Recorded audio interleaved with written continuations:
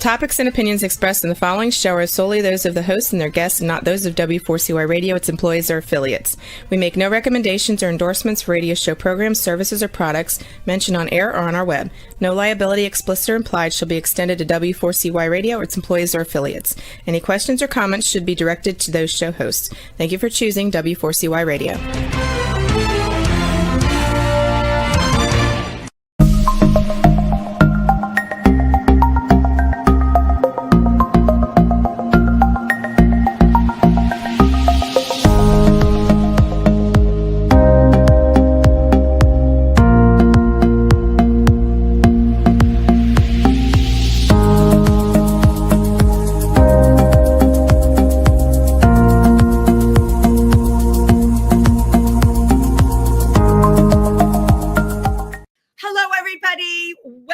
Triversity Talk. I'm your host, Wendy Stewart, and very, very happy to be here with you tonight on Wednesday. Yes, it's Wendy on Wednesday. I often think that I'm going to call it Triversity Talk Wendy on Wednesday. But I hope you're all having a really great week. I am a summer girl, so I am absolutely loving this weather. And if you follow our website for the Triversity Center, we are located in Milford, Pennsylvania, and we actually have a center in town. Please stop on by and say hello. You can find out about our open hours there. And upcoming, we have game night happening soon. And again, the specific hours are on our website. But here's the most important thing I want to tell you all about. We are going to be hosting and partnering with Delaware Valley Action Group. We are hosting Pike County Pride. We've been doing this every year, and that is on August 24th. And it is from noon until 4 o'clock. And I know it seems like August 24th is a long way off, but guess what? In reality, it's not. I don't know about you, but this summer just seems to be flying by. It's making me totally crazy. But please mark August 24th on your calendar.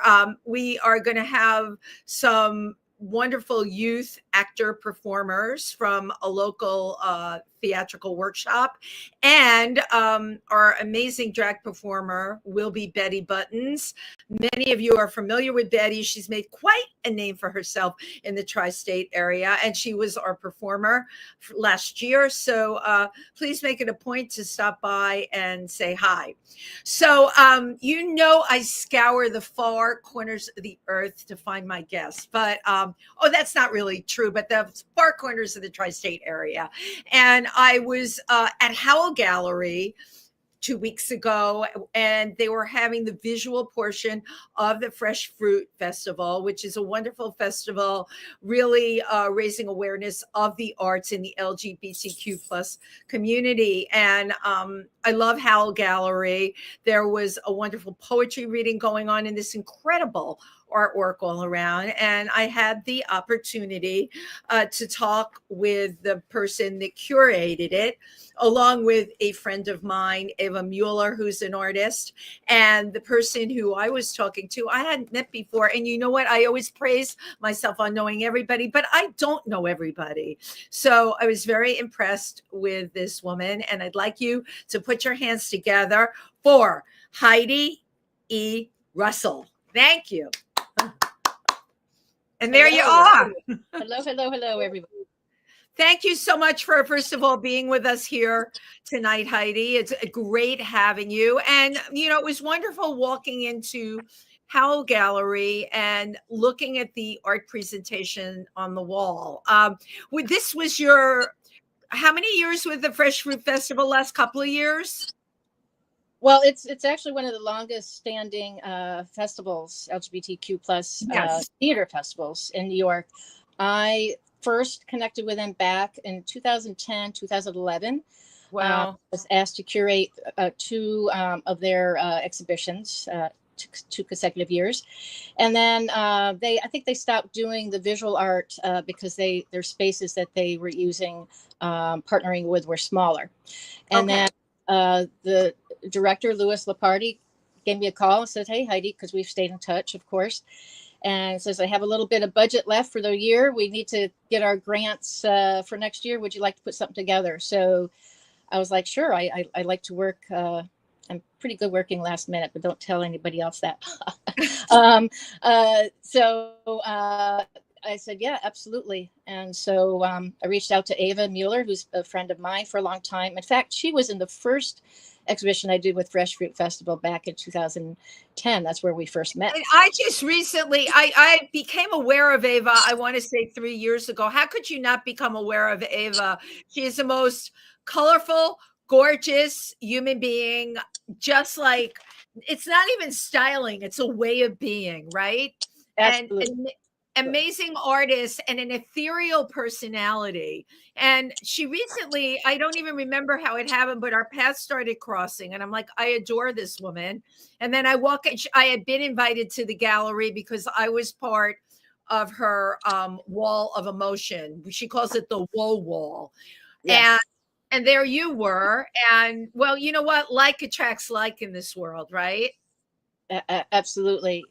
And I just find that as we get older, the smaller the world gets, and how all of our paths cross and intersect is just incredible. And I've been very fortunate to have intersected with Ava's path and journey, and we keep collaborating. Amazing. And it was just an amazing experience doing this fast, but comprehensive, as you saw.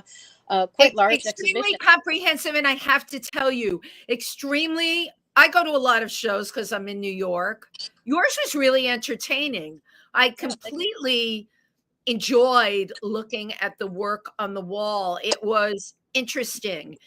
To me, art will move me if it makes me ask questions.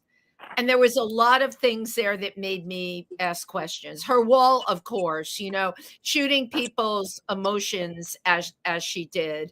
And there were a lot of people I knew on that wall, but it was also the other artwork. You had the work of a woman who has dealt with cancer and having those surgeries. And that's something people don't talk about, right? We don't talk about it. We certainly don't show it in art. And there it was, right in your face. Absolutely. And that's been my method of operating since I started curating back in 2010. I'm a type of person that loves connecting with all different types of people, their backgrounds, cultures, experiences, ages, generations, etc. And when I put together a showcase or an exhibition, or even a small gathering, I like to try to have as diverse of a arena involved as possible. And so not only the types of work, the disciplines, the media, but again, the in this case, gender identity, what's happening for people's lives, from cancer to a death to a celebratory wedding, across the board.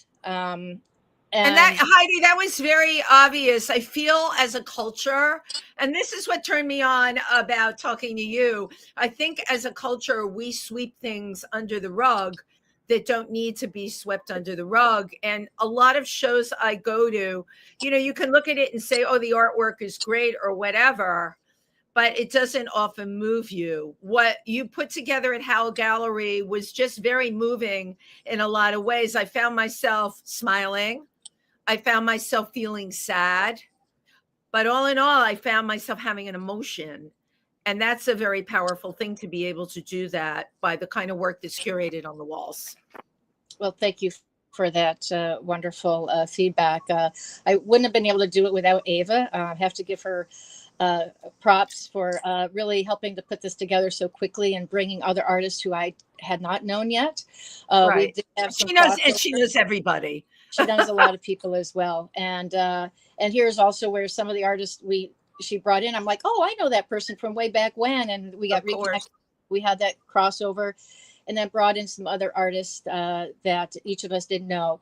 And, one of the things that Ava said, and we received some, great feedback on, was just how, I want to say, just easily it came together. It was just the people that came, and then the artwork that they presented, and then we selected.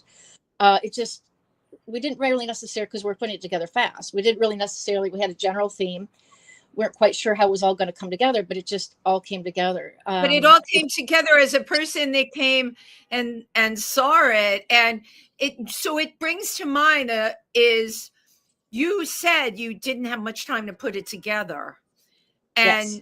you used different ideas in art, and yet it all came together. So it makes me think often when I go to things that are overthought, somewhat, pardon the Yeah. word, constipated, rod up the butt. It's like I don't care, I don't care. I left that show and I was thinking about it. And I was so sorry because I was doing another event. I could not come to the end party, which I wanted to. Oh, it's a shame, but yeah, it was just so fulfilling for me when I see how things come together, and how the artists who didn't know each other, many of them didn't know each other, got to know each other during the experience. And we had one artist. This was their first show ever. Which piece was that? That was Curtis. He had the hand with the feathers, the fist. Of course, with feathers. Yes. Wow. Yes, and we had every generation from someone in their 20s all up to my roommate here, who's a nonagenarian, if I pronounce that right. Well, I don't know. I'm not good with pronunciations on things. In their 90s. In their 90s. What is it? In their 90s. We had a couple of artists in their late 80s and their 90s. But that is okay. But you just brought up an amazing point. I hear things all the time about generations, polarization, the younger people, Gen X, Gen Z, blah, blah, blah, blah, blah. Art just seems to transcend all of that. Absolutely. But we still have to work at it, because as you've probably have seen, there's shows and exhibitions that are still somewhat homogeneous, around a certain topic or stage of career or whatnot. Right. We still have to work at it, and that's one of my goals. Is with every exhibition, every performance, the literature night that you saw, we had across the board, not only poetry to mystery to article storytelling, but also the different generations, different ethnicities. We had a Spanish-speaking poet who read in Spanish, and then his partner read it in English. So just bring together all these different diversity elements, and that's one of the feedbacks that we get is how how it gets people thinking about different areas that they may not have been exposed to, whether it's a different type of art form, right, or different generations. And that's another topic. A brilliant way to do it. You build it. I realized you had storytelling and poetry going on that night, and then you had the art on the walls. And for the person that is the audience, it makes for a very fulfilling evening. And there's something very comforting also about it. Many of us right now are grabbing on as tight as we can to community because of the political environment, and not just in this country, really what's going on all over the world. Absolutely. Everywhere that you look. So isn't it wonderful to be able to go and see an exhibit that makes you ask questions, makes you wonder about the person that created the art? If you're listening to the poetry reading, think about what that person's saying. It opens up so many doors when you feel often in the world like, and I can get into this head too, and I'm an optimist, but sometimes it feels like door closing, door closing, door closing, door closing. And then I remind myself of who I am, and I'm all about open doors and windows. And I'm like, just don't buy the hype, Absolutely. And we're surrounded by this hype, the intensities of topics and challenges. So the connectivity and beauty and the good that is indeed still happening all throughout our communities, throughout the world. We don't see that as much. And when you don't see that as much, it's easy to get bogged down and be and not as hopeful and whatnot. And having these community opportunities from our fans that come to the artists engaging themselves, having that community, whether it's for 1 hour, 5 minutes, 2 hours, for the month, having those different engagements is so important to keep ourselves healthy, grounded, and right, to feed our soul. And certainly for someone like you, not only creating art but putting together that show with Ava, that had to be extremely satisfying for you. Oh, it's beyond. I have told a couple of people the story over the last few days. At the opening, I've been told I'm a master connector, so I love connecting people. It's about as fulfilling to me as my own photography. I say when I'm on the streets shooting, I have this high. All the negativity, worries, etc., go out the door. It's the same when I see people connect, needs or offerings or just simple connection. And so, at one moment during the opening, I sat back and I was still sort of in the middle of the floor, but I realized suddenly I was beside myself. And I'm a big talker. I love getting in the mix, and all of a sudden beside myself. And sometimes, you have the tendency to, oh, I got to hurry up. I don't want to look like I'm, alone or whatever. And you go try to get with a group. But I took that moment and I just looked around and just saw all the different pockets of engagement, and the smiles and the laughter and the studying of the artwork, 2-3 people looking at the piece of artwork and talking. I just said, this is it. This is why I do it. You see all that connectivity, engagement. And of course, the title of the exhibition was The Importance of Being Engaged. And that is exactly what you created. You did what you set out to do. And the fact that you said you didn't have a lot of time to do it in, how incredibly successful. It's funny, I call tonight's segment Through the Female Eye, because the vibe I got in that room was very much that. And not everybody, there was one of the artists, a gentleman I spoke to, an older gentleman, he had the thing with the 2 mice, the sculpture. Yes. I forgot do you remember what that piece was called? I loved it, by the way. Gosh, you're testing me here. I can't remember what it was called. Well, it was consensual or something yeah, it like looked that. like consensual. There were 2 mice were having consensual sex Yes. in a very odd position. I just love the execution of the mice. It was humorous. And again, yet another piece that you walked around and looked at. And it's wonderful when you get a chance to talk to the artist. I did get a chance to talk to him, but yeah, you created so much connectivity and so much happiness in that room. And you know what? That is a very, very powerful thing.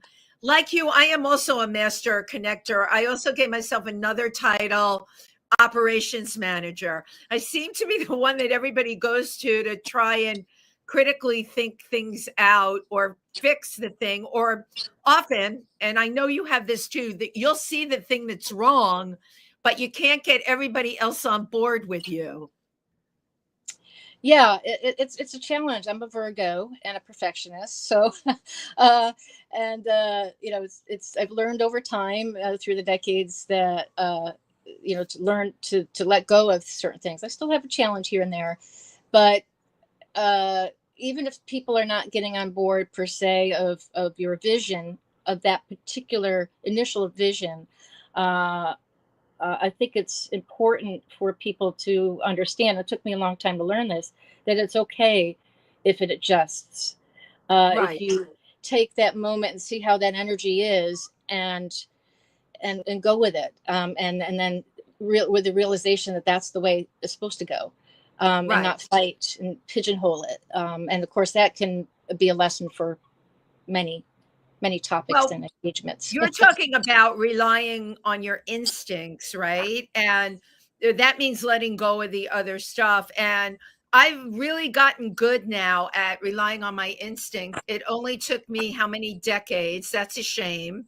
Um, I'm I'm disappointed that I didn't come upon it earlier, Yes, because I hear you. as artists, and I'm an entertainer, I would listen and value the opinions of other people, and often take direction from other people, even though in my heart of hearts, I'm like, why are they telling me to do that? That's totally incorrect. Now I have no problem blurting out to them, well, that makes absolutely no sense to me. Why are you asking me to do that? If they can Yeah. qualify it, and if I can understand what they're asking of me, then I'll consider it. But I've become much more reliant, as I'm sure you have, on self, right? Reliant on self, and giving your own answers a lot of the time. That's a good place to be.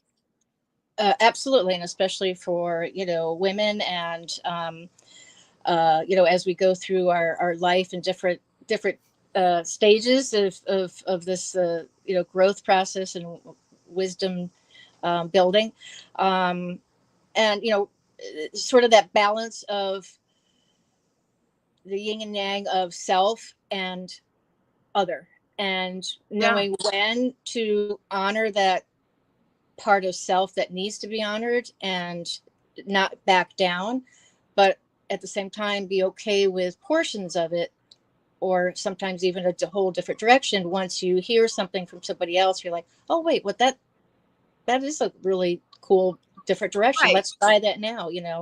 Right.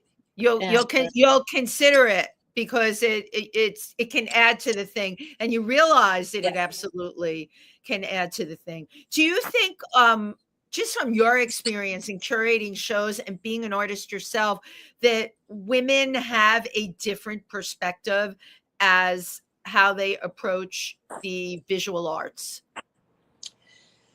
That's a good question. I think in general, how women, feminine minded, uh, approach life in general, and how they view, and how we can interpret and be resilient and whatnot. And again, if that's you know getting past society's norms and pressures of conforming, getting Right. past that, and then, like you say, listening to intuition, or listening to our eye per se, and being okay with that. And it's definitely a wider, you know I personally think it's a wider scope, wider periscope, so to speak. We're looking at things What? wide, Yeah, that's well put. Yeah. and bringing in different elements, and understanding, and valuing different emotions.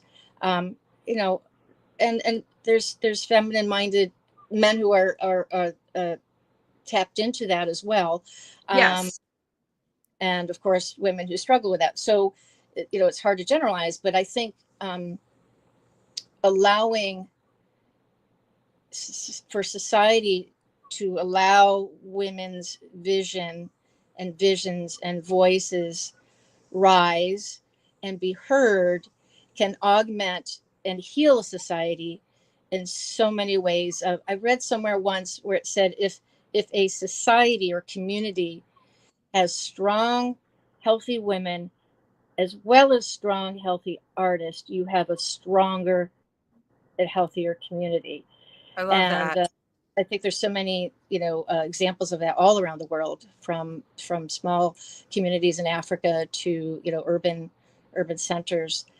um, and that's part of the reason I started International Women Artists Salon, which I founded in 2008 when I was around 40, realizing, okay, I've always been participatory in voting and community involvement. I was a Rotary Exchange student, Right, you world went to involvement. Denmark as an exchange student. Yes, my grandfather immigrated from Denmark to the U.S., and I was fortunate to go back, and I met many of our family, and because he had six brothers and a sister, and only two immigrated to the U.S.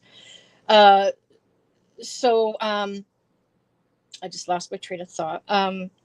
Yeah, we were talking about how you started in 2008, Oh, the yes. International Women Artists Yes. Salon. Yeah. So I had some a death around me in the 2002, and the realization that at 38 I had become something at age 18 I said I was not going to become, waiting around for a commitment.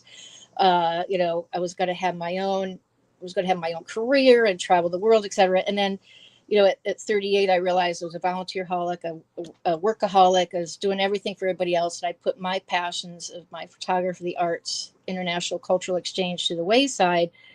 And so it was a wake up call. And, and also along with that, so I left, as I say, my old life, went to Europe for most of 2004 to get re in touch with who I am, and So you did a version of what we call Eat, Pray, Love. yes, yes. When the book came out, I was like, darn it, I didn't write it soon enough. Right. It could have been you. I had already just gone through all of that, but it was an amazing experience, and you just kind of realize what's important in life. I mean, I always knew what was important, but it really hits you in the head. You could have sort of surfacey, but going deeper. What's really happening in our country? What's really happening in terms of dialogue with the wealthy and the people in need, and all of that, and politics. And so I became a bit of an activist at the same time. And And this so is when I interesting. This happened around you turning 40. yes, Wow. yes, yes, and uh, I didn't have a kid, so I was very fortunate to be able to explore and leave my old life, as I said, and go explore and land in New York. And I have an undergraduate business degree. I have this networking, social prowess from my mom's side, the entrepreneurial, creative side from my dad, and it was all coming together. And plus my activism of, hey, we need to really raise up women's voices again. I mean, we really need Right. to grab a hold of humanity and save it, basically. And so that's how I formed International Women Artists Salon, with the idea of, let's bring women creatives of all generations, all backgrounds, all stages of career, different art forms, from music, dance, theater, fabric arts, architecture, even food design, and find ways that we can connect, raise each Yeah. other up, share resources, make the the the journey shorter in terms of learning things. Like when I came to New York, it took me about 2 years going to all these wonderful things, from NIFA to Q Foundation, learning about the business of art, uh, finding out what's happening in the gay community and LGBTQ community and all that. I know, Not it's amazing, and everybody. it's all here in New York. I mean, you can be at a different gallery show, you can be at a meeting, you can be with an activist, you can anything you can think of, you can point to and you can go to. That Yeah, I've been here for forever. That's the reason. I don't know what I would do with myself if I were elsewhere. yeah, exactly. There's so many opportunities, but not, Yeah. especially artists. Not every artist has those skill sets. And so I thought, if I find, bring together the women art creatives, and also non-binary women identifying, um, to shorten that learning curve, right? Okay, Right. you come to New York, navigating the art scene, navigating the different opportunities here in New York, uh, as well as raising up each other's voices, collaborating together. I've had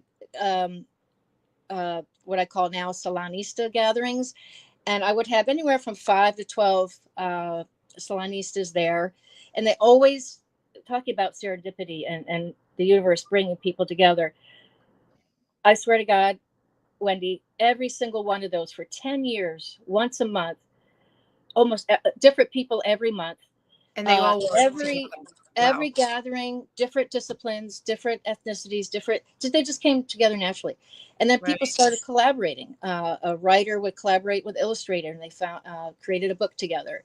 A dancer and a poet had a series with poetry and dance together. So, and the other thing too is we're all working towards the same thing, with parity, equality, etc. So rather than each discipline really fighting the fight, so to speak. Let's bring all the different disciplines together, Absolutely. shorten that fight time period of success. There's also an incredible power, right, about working with other people to get things done. It's interesting to me because one of the things I read in your bio, you had worked in advertising, and I wanted to ask you about that because it seems to me that would be, like corporate advertising, a very different scenario than the one you're describing with the International Women's Artist Salon. Yes, I've been very fortunate. I grew up in a small town. I was able to do everything, and I was the type of person I wanted to do. So I had all these different experiences, and wonderful mentors, You did, as yeah. well as fantastic supportive family, and it's gosh.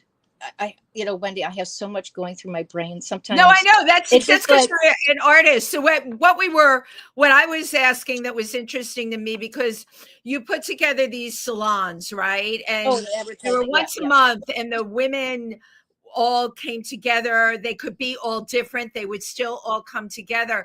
I often find in the world that's not that. I don't know. I guess I can say finance or business or whatever. For me personally, I can walk into a room filled with women like that and I don't feel good. And it's Yeah. not me being paranoid. I don't feel a connection. I find it like you talked about it, how looking around, seeing these groups of people that you had really brought together and they're all talking with each other. I'm talking about the opposite of that. That's been my experience out of the art world. If you could talk a little bit about that. Yeah, a lot of the different industries, have that societal norms and pressures that I think make women need to conform to a certain way and not tap into that.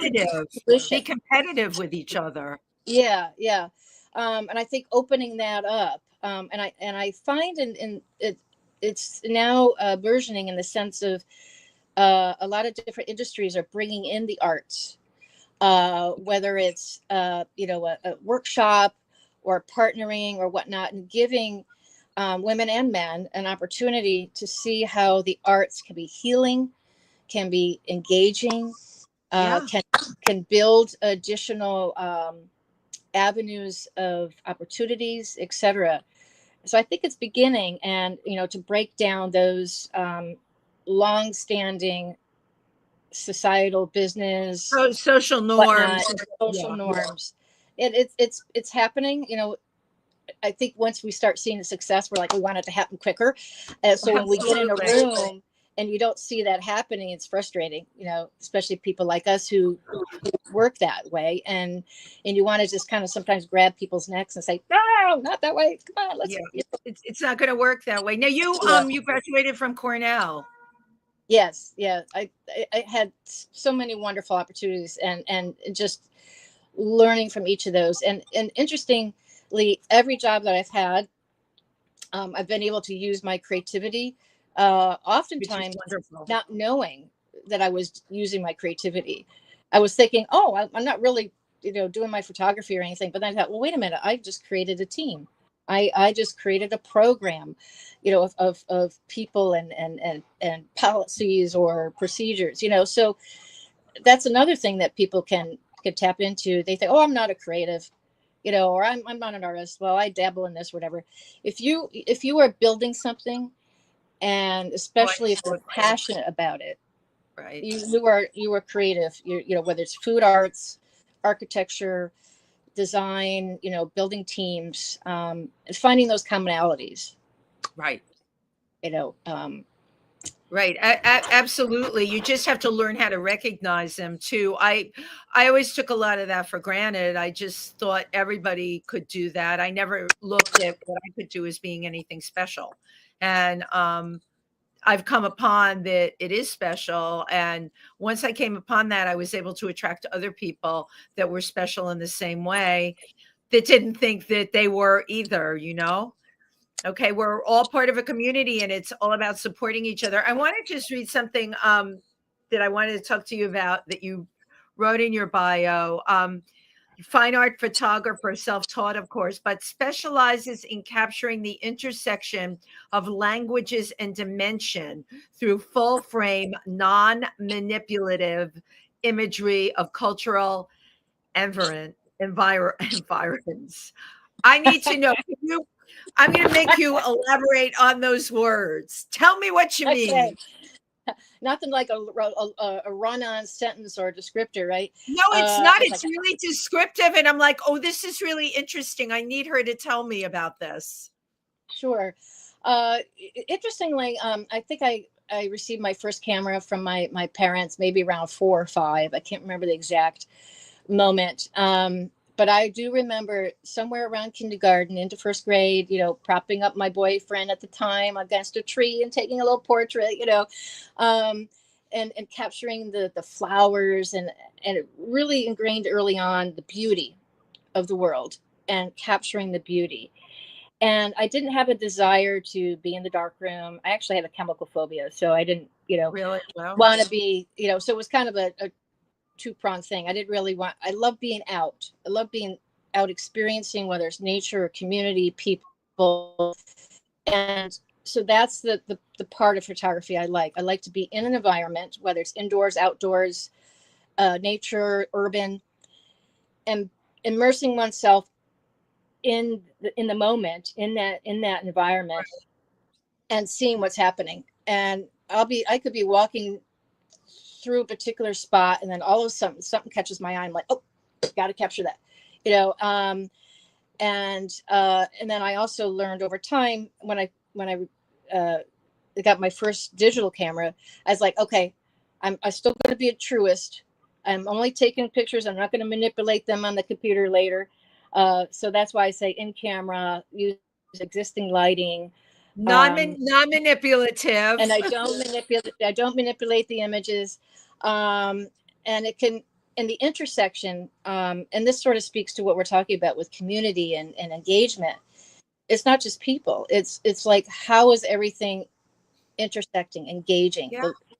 The light, the movement through a space, whether it's wind and trees or people, to the language. What's on the billboard, graffiti, signage, all of it. Yeah. Somebody's t-shirt, all that different language, history and contemporaryism. How are those intersecting? And then that leads into planes and dimensions, because you have shadows and reflections.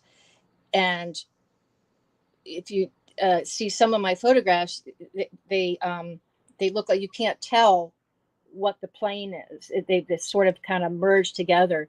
Right. And I've had many people say, oh my God, this looks like a manipulated photo. And it's not. It's just how I was seeing it. And I'm sure you set them straight on that.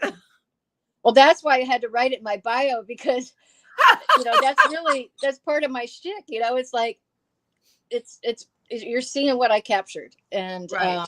You're seeing what is. You're seeing what I saw. It's not what I changed after I saw it, and that's a very good point. Which is why I wanted you to explain what you wrote, because so much now, my God, Heidi, now like more than ever, it's like the AI thing. I say to myself, it's over, and the fat lady sang, right? Yeah. That expression, but that's what it feels like, because nothing that you see now will be the truth. What you're telling me, when I look at your photographs, I'm going to see the truth. I'm going to see what you saw and you captured. Now there's nothing that you or I are going to look at. How do we know if it's the truth? That's very true. And I think that's what's going to be really important for us to engage. So not only are we presenting art, we're engaging about the art. How was it created? Or about this topic, who we're talking, what are we looking at in terms of our sources, the research, it's not just plop, oh, do we believe it or not believe it? But it's at that engagement, the discussion. And that's what's missing, especially in our education system. I grew up in the 70s and, graduated in 1982. You're trying to get the grades to pass your regents and move on to the next class. There's hardly any engagement discussion in a class. Right. And so when people, especially Americans, you become an adult not having any of that experience. It's different Um, in Europe, and you know this better than yes. anyone. Yeah, They get that discussion and that enrichment. Often that's more important than absolutely. us pressuring ourselves to learn for the SATs or the PSATs. Or I remember we were in school at the same time, that all important Regent scholarship. It became about that. I don't remember discussions. I remember having, as you did, things just basically shoved down our throat with no rhyme or reason. They use the word curriculum. Yeah, yeah, exactly. And when I was an exchange student, luckily I was just young enough. Excuse me. I graduated when I was 17, so I was still able to be a Rotary exchange student, get my full 4 years in, be an exchange student, and I turned 18 in Denmark. So Oh, I got my fabulous. whole 4 years. I was like, thankful for that. But I'll tell you, Wendy, when I went to the second year of a 3-year high school, which is called gymnasium in Denmark, because the third year is like, I mean, gymnasium is almost like college. It's like if you decide you're going to go on to high school, you're committed to going on to college. Very, very serious. So they put me in the second year instead of the third year, even though I was a top student and da da da da. But it was very eye-opening. And you walk into a class and they're talking about, having the engagements about topics. They had Yes. a religion class that talked about all the different religions, so that you understood things. Even the math, I thought, oh, math would be great. It's just numbers. I think it was the worst class I could try to figure Ah, out, because it was like they're talking. Oh my God, what are they talking about? Yeah. And that's really interesting. I was never a math student, but I'm meeting now more and more artists, especially audio artists that use algorithms yeah, in their work, scientists that are using mathematics within their work, and artists that paint using mathematics in their work. And that's something I still have a very hard time understanding, because my brain, when I hear math, just completely shuts down. I was terrible at it. I didn't understand it. I remember being in second grade thinking if I could just go back to kindergarten and start all over again. And I felt that way, Heidi, my entire life. I just never got that. But that block was more in my head. I'm a critical thinker, and now I apply that to numbers, and I'm very good with numbers and finance now, something that I could have never predicted. It sounds to me with a European education, there's just more avenues open to you. absolutely. And you learn more. They knew more about American history as well as world history than I knew. They all knew 2 or 3 languages, etc. Right. And it's just mind-boggling. But yeah, I just wanted to mention the crossover of science and math and the Yeah. arts. I read an article, and I can't remember his name. Lear, I think might have been his last name. It was an article about how scientists are discovering more, and the more you discover, the less they know, because there's, oh my God, you're opening up a whole nother frontier. Absolutely. And they were finding artists exemplifying many of the discoveries that they were coming across. So they were Wow. starting to engage with artists or different art forms or different methods to help explain this, not only to themselves and the scientific community, but also to the layperson. So I did a symposium in 2010. I'm dying to do another one. I had scientists, mathematicians, artists, a spiritualist, all on this panel, and some of them, like, they're a scientist and a musician, or they were a, a, a scientist who were using artists in their research. Wait, It was what did so you call dynamic. the panel? What was the name of it? uh, it is, I believe it's on my YouTube or my Facebook. What did I call it back then? You were Uh, combining a bunch of different disciplines because they were yes, all working off of each other. absolutely. And that this new thing that was being discussed about that crossover of, you've always heard about how nature is is art, right? And the symmetry and the design. Absolutely. There's no doubt about So that. that crossover, because the nature and science and the math, the probabilities, the proportions, all of that, and having that come together and helping people learn more. Like, so if they're not a math person, they're not a science person, using the arts to help understand things. And so I think there's totally brilliant. Yeah. It took me a while to understand that. I give tours at the Explorers Club. I'm a member of the Explorers Club. And the year we started bringing artists in for World Oceans Week, I'm like, what the heck does that have to do with the ocean? Or how, this has got nothing to do with science or academics. Well, boy, was I wrong. And I will admit when I'm wrong.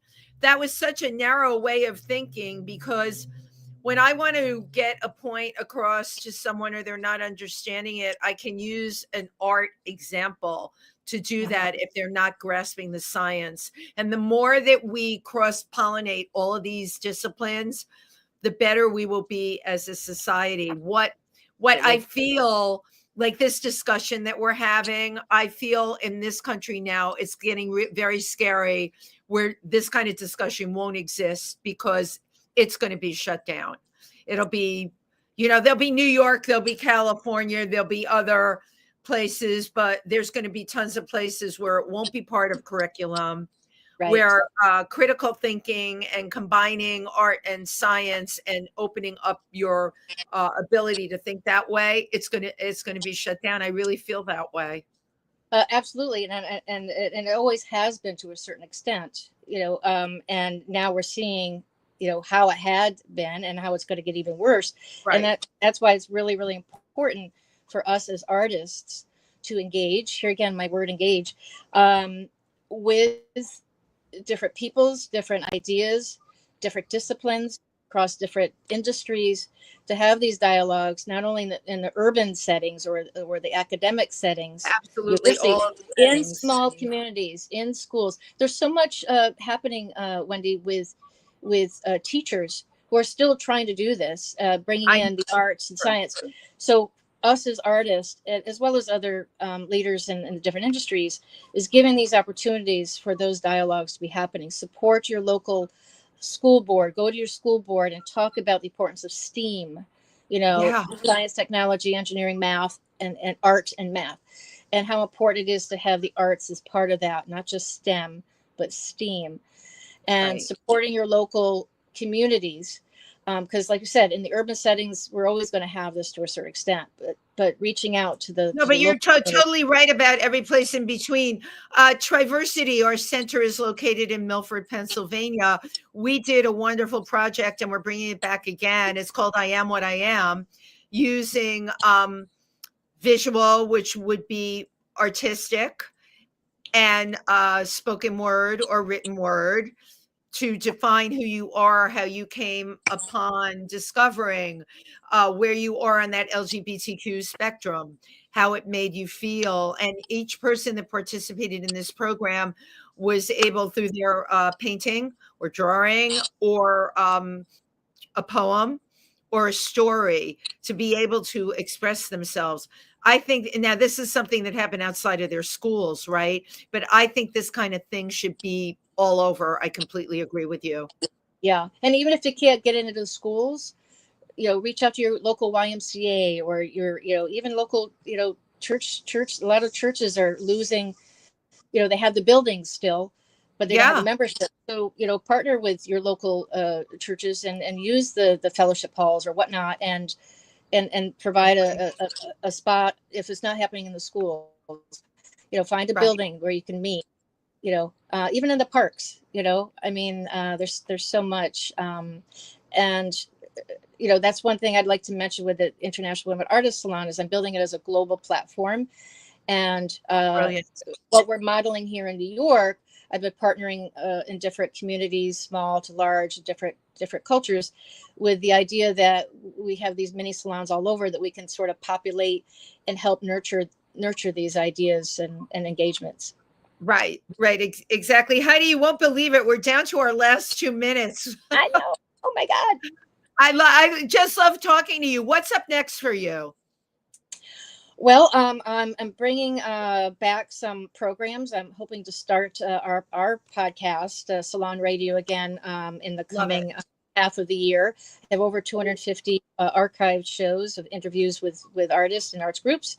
I've already brought back, and I say brought back because COVID kind of disrupted things, Salon Lounge Music at Funkadelic Studios, which is in Hell's Kitchen, a woman-owned and run music studio place. And so first Sunday of every month, it could be any 4 artists as well as an arts group are present. They're paid a stipend because I think it's important to pay our artists, and they can have to share their work in progress or whatnot. So first Sunday of every month, 6:30 at Funkadelic Studios. And can people, I perused your Facebook site. You have a lot on there. Can they find out more about all of this by going to your Facebook site? Yes. So International Women Artists Salon, the full name, on Facebook and YouTube. You can see some of our shows and panel discussions. Also, Instagram is shortened to Women Art Salon. Okay. Follow myself, Heidi Russell Global, and Heidi Russell on Facebook, and looking to my site, both my personal site and the salon page is actually in some beta movement, taking it to the next level. So stay tuned for that. Stay tuned, right? Thank you. A delight talking to you. I always like to end my show by taking a picture. So look into the camera. I love taking pictures off the computer. I know it's pokey, but great.